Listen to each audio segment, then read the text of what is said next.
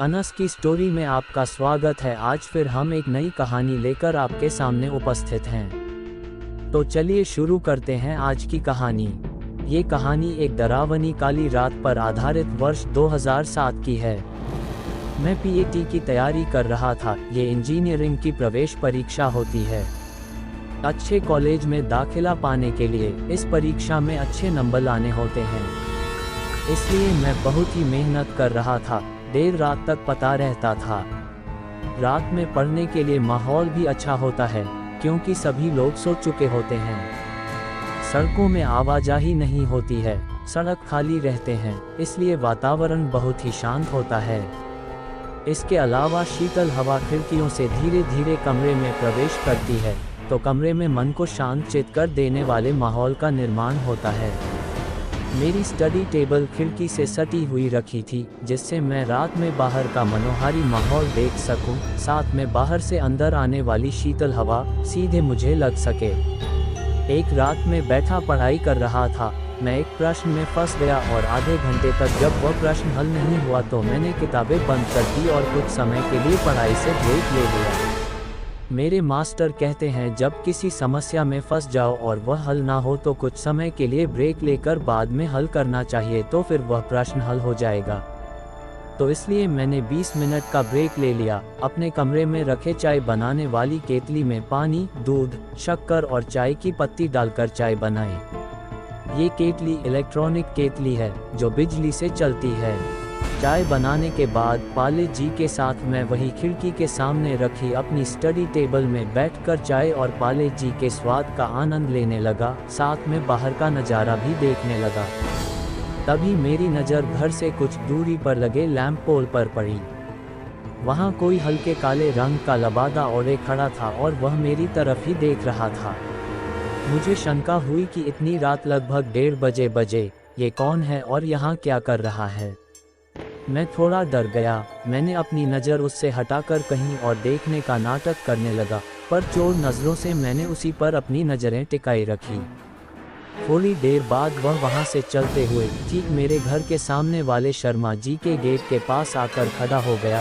इस बार उसका मुँह शर्मा जी के घर की ओर था। मैं अब सशंकित और डरा हुआ था। मैं तुरंत अपनी कुर्सी से उठा और अपने कमरे की लाइट बंद कर दिया।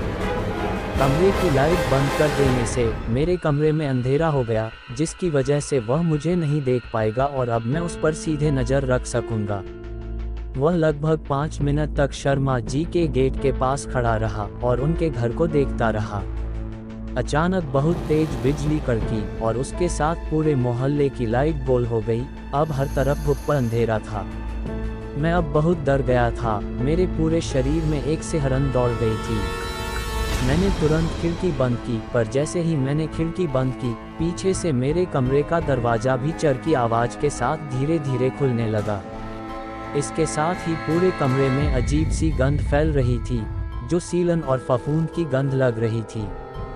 एक बार के लिए मुझे लगा जैसे मैं किसी तालाब के किनारे पर हूँ। पानी की बहने की आवाज़ें महसूस हो रही थी। मैं पसीने से तरबतर हो चुका था। मैं चिल्लाना चाह रहा था, पर मैं चिल्ला नहीं पा रहा था। जैसे किसी ने मेरे मुंह को जकड़ लिया हो। मैं भागना चाहता था, पर मैं भाग नहीं पा रहा था। जैसे किसी ने मेरे पैरों को पकड़ रखा हो। तभी लाइट आ गई और मेरे शरीर की जकड़न एकदम से लुप्त हो गई।